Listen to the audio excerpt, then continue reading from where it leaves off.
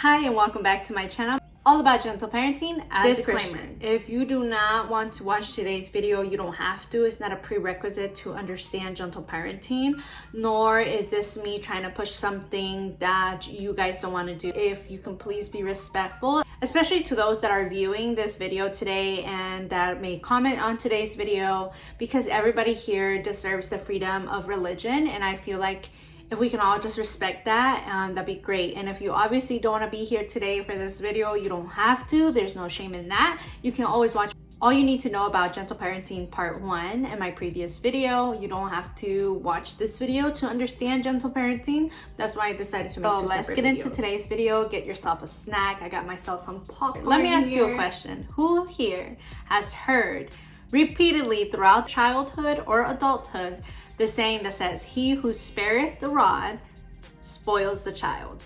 Who has fallen victim to that?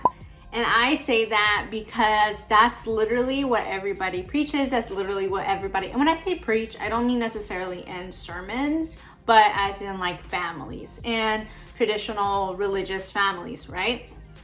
So I did some digging, okay? And if you reference back to part 1, I talked about a podcast that is called The Parent Thing by Taryn. And she also has another podcast that discusses that specific saying that is inspired by the Bible.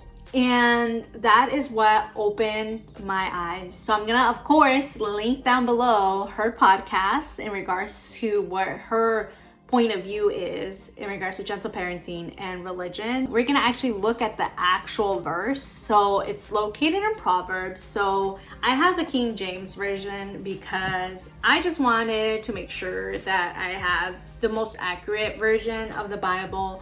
And that's a whole spiel of things. Everybody may say or think differently, which is totally fine. Like, even if you were to look at other translations, and maybe perhaps I'll pop the different translations all around me in today's video so you guys are sure of what you're reading. This is what opened my eyes to actually being like, wow, like, this is nice. Like, this is pretty cool information. So obviously I couldn't withhold that information from everybody. So here I am today making a video. Don't kill me if I don't pronounce something correctly, because again, this is the King James version, so it is hard on everybody, okay? So Proverbs 13:24, it says, "He that spareth his rod hateth his son, but he that loveth him chasteneth him betimes." So with that being said, where does it say that you spoil a child? And even if you were to read the different versions, where does it say that you will spoil your child? Most of the time you have to know the context of what you're reading. When I ask people, where did you hear it? They're surprised that it's not in the Bible. They start saying, well, that's what I was always told, or it has to be in the Bible. Like, I grew up with that, or I've heard it millions of times being said. And that is why you have to be very careful as to what you're reading, as to what you're listening, as to who you believe. And not necessarily like this means that they're evil people. Like, of course not. It's just that think of it as tradition. If your parents or great parents have said something, you're obviously going to repeat that because that's what you've been told and you trust these people. They're saying it for a reason, right?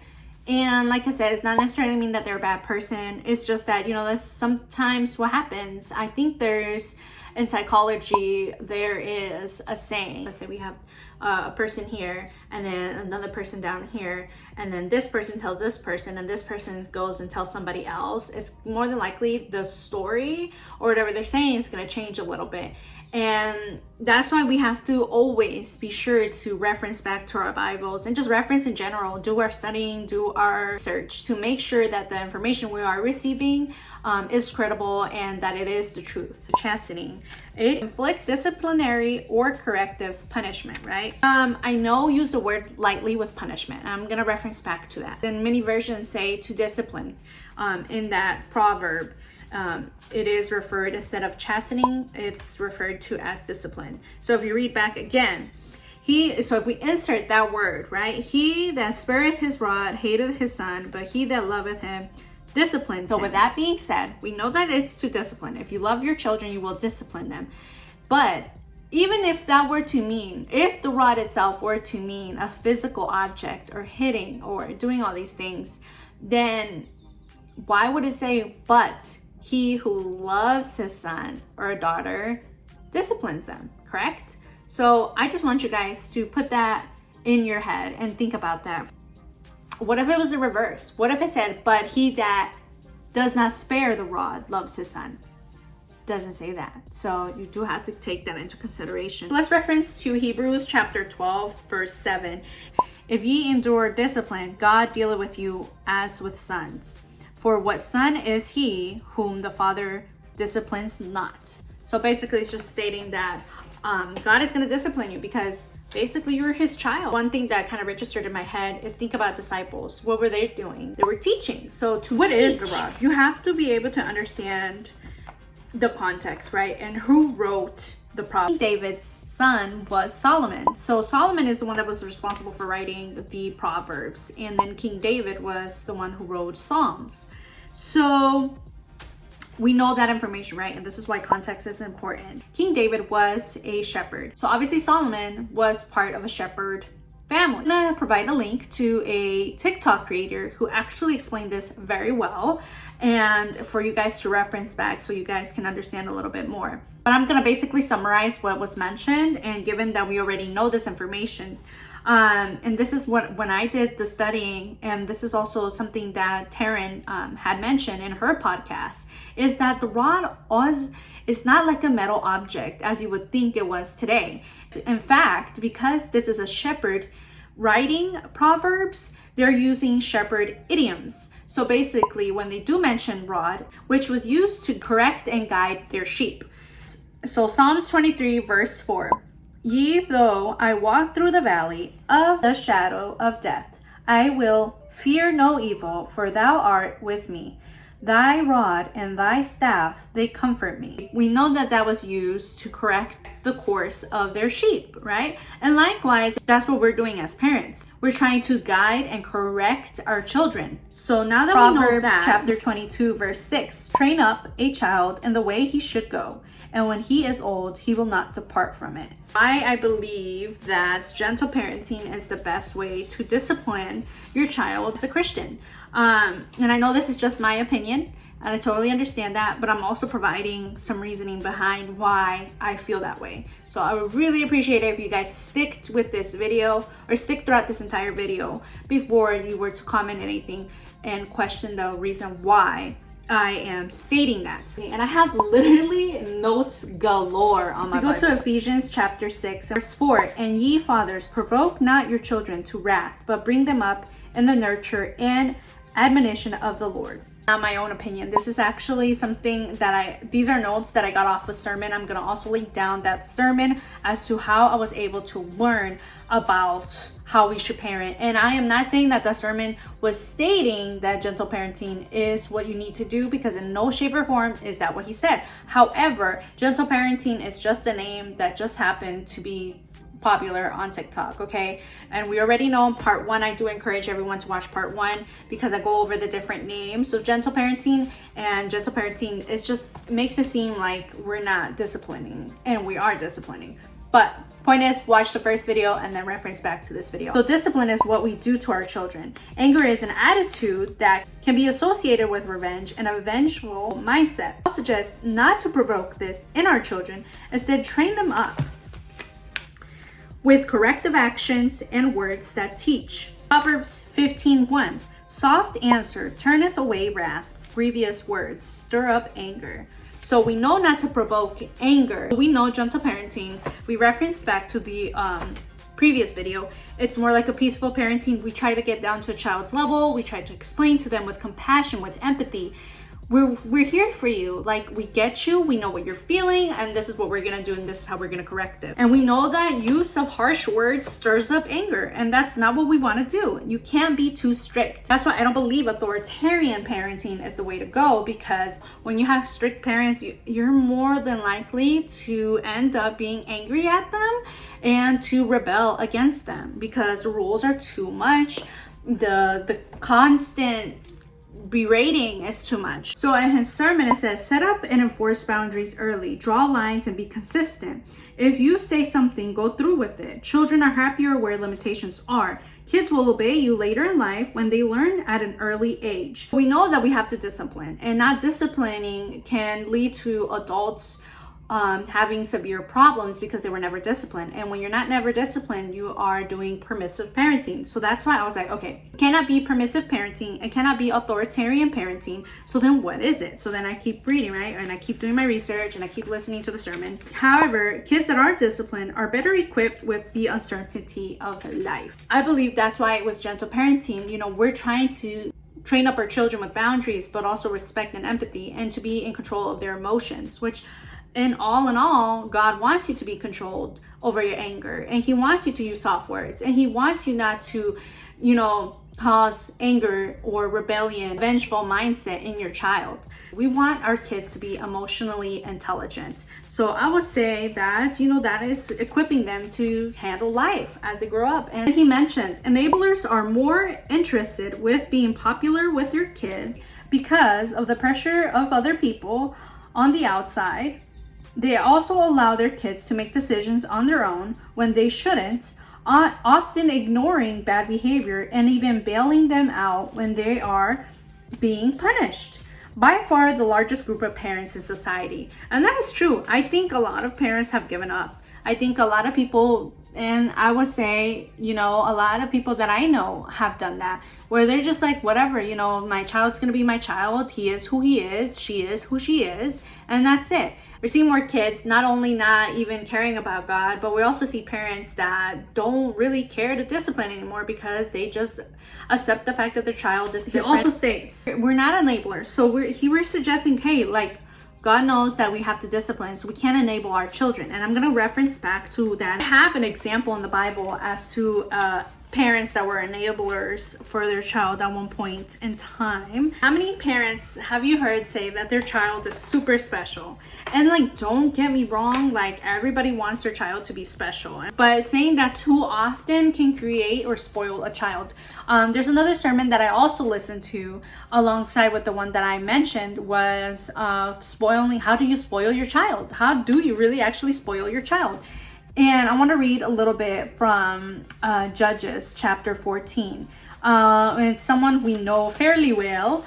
His name is Samson. We knew that he was strong and he was different, right? He had this incredible strength and he was totally different, and his parents knew that. I believe that his parents were able to conceive and God allowed his parents to conceive him, correct? So we knew that he was special. And what happens is when you tell your children or let them know that they're kind of too special and that they're better, when you use that word to say, oh, they're better than somebody else's kid. And so Samson was a gift from God. Samson believed he was special, and Samson believed he was special than others, and that he could do as he pleases, not obey his parents or God. Yet God said not to mix with the Philistines. And Samson went down to Timnath and saw a woman in Timnath of the daughters of the Philistines. Down to verse 3, it says, Then his father and his mother said unto him, Is there never a woman among the daughters of thy brethren, or among all my people, that thou goest to take a wife of the uncircumcised Philistines? And Samson said unto his father, Get her for me, for she pleaseth me well. You see how he talks to his parents? He's like, go get her for me. Because she pleases me. Go get her. I can tell my son, hey, Cairo, you're special to me, but not that you're special. You have something better than everybody else out here, because it feeds a delusion in their head, and you're overpraising them. And that's why with gentle parenting, we are careful with overpraising a child, because then it kind of makes them feel like, oh, I'm better. Oh my gosh. And then when they grow up in the real world, they have a really hard time. Samson thought he was immune to the expectation to God and his mom and dad. That's why he said, go get her for me. I don't care what you say. I don't care what God thinks. Go get her for me because I want her. When kids are led to believe they're better than others, special, they grow up in the real world and realize they are not that special. They become frustrated with the world. You could definitely read more about that story about Samson and that podcast and that specific sermon. It speaks about mentors and how they take an active role in the corrective behavior in their children. They have better communication, and instead of making all decisions or never making any decisions at all for their children, they better communicate. They take time to communicate and explain the consequences for bad behavior and why a decision is made. This does not mean they let their kids get away with things or never set boundaries. The mentor's goal is to equip them to make better choices. He states this is the minority group because it takes a lot more energy. When I heard that in the sermon, I was like, what? I was like, that sounds like gentle parenting. That literally sounds like the key things of gentle parenting. Like, we want to communicate with our children. We don't want to overpraise. We're not enablers. We're not authoritarian. We're careful with our words. Balanced parents need to draw the line between correcting a child and letting it go. One of the things that he mentioned in his sermon was, ask ourselves, is our child sinning? Is our child violating core values of our home? Is our child in danger? Can they learn this lesson by themselves? He says this as a rhetorical question, you know, obviously filling in the lines based off your household, based off your rules and your core values of your home. And if whether they're in danger or if they can learn the lesson by themselves. And then he mentions, we already know we need to handle our temper, control anger outbursts. This can ruin a relationship with children. Episodes are hard to forget to a child, and that's key. And this is something I tell my husband all the time, and even to myself. When I do feel angry, or when I do something where I'm like, oh my gosh, I wasn't thinking that through, like, let me go apologize to my son. I know he's only 2, but at the end of the day, we should all have that come to Jesus talk within ourselves. Episodes are hard to forget for a child, hence trauma. Parenting is physically and emotionally exhausting. We as parents need to learn, and just as human beings, to give respect in order to receive respect. And another thing that I just like POV was, what about Jesus? Did Jesus ever hit somebody with a rod? Did he was like, I'm gonna hit you, I'm gonna fight you, it's on sight because you're not following me? He never did that, ever. In fact, he freaking communicated to every single person that walked in front of him. He communicated. He explained them, whether it be on parables, whether it be just one-on-one talk. Like, he actually freaking communicated. Oh my gosh, like, Jesus didn't go around beating people up. He never acted like that. So if we as Christians are trying to be more Christ-like, why would we believe in hitting? Think about it. If it's appropriate, we should be willing to ask for forgiveness of our family when necessary. If temper or angry outbursts become a pattern for us, then we need to find the source of what our anger is and ask God for help. When we use a loud voice, our attempt to instruct is worthless because we've proven to be a worthless instructor. And that was a quote. I'm going to try to find it and then insert on the screen. Which is so true. As a parent, it's our responsibility to teach our children, not the youth minister, not a school, not the teachers, not coaches, and not the grandparents. In fact, it's us as parents. That's why we became parents. We're trying to be responsible here. These people already in your children's life exist to supplement what goes on at home. If we're not having these conversations, whether it be godly attributes and godly conversations with our children, or just disciplining our children, we can't expect somebody else to teach our children about discipline, about the birds and the bees talk, about God. Like, no, like, it's not all these other people's responsibility to bring up your children. I mean, unless, like, you're dead. Then he states, start when they are young. Timothy was taught by his mother and grandmother at a young age. Communication is key. Communication has to be direct, specific, and intentional. It's unacceptable in today's world for Christian parents to avoid certain topics because they are embarrassed. We have to get to our kids before their peers get to them. And then if we reference to 2 Timothy 3:14-15, it says, but continue thou in the things which thou hast learned and hast been assured of, knowing of whom thou hast learned them, and that from a child thou hast known the holy scriptures, which are able to make thee wise unto salvation through faith which is in Christ Jesus. In that sermon, it says, we need to equip our kids with evidence of God, teach who God is and what accountability to him is. Teach them about purity and care of their bodies, sowing and reaping, stewardship and financial stewardship, and about time management, how to live by the golden rule, treat people how you want to be treated, work ethic, how valuable they are, and their relationship with God. Teach our children with questions. Even he said it. He's like, Jesus did this. He'd ask questions to teach and chose words wisely. And that's what we're supposed to do. We have to teach our children and use corrective measures wisely. We don't want to just beat them and for no reason. Reference back to Deuteronomy 6, verse 6 through 7. And these words which I command thee this day shall be in thine heart. And thou shalt teach them diligently unto thy children, and shalt talk of them when thou sittest in thine house, and when thou walkest by the way, and when thou liest down, and when thou risest up. Talks about participating in life together, joint participation, bonding. Bonding helps children open up with you. Sacrifice your time to bond with your child. Do you really not have time? Kids want attention. They always yearn for your attention, and they yearn to be heard and liked.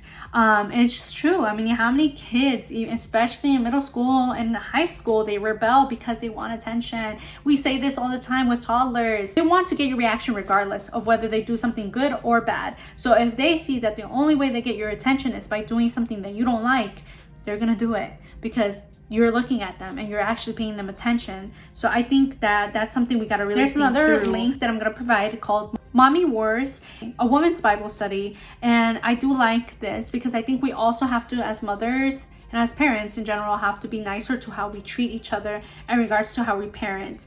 And maybe perhaps even just talk about this topic.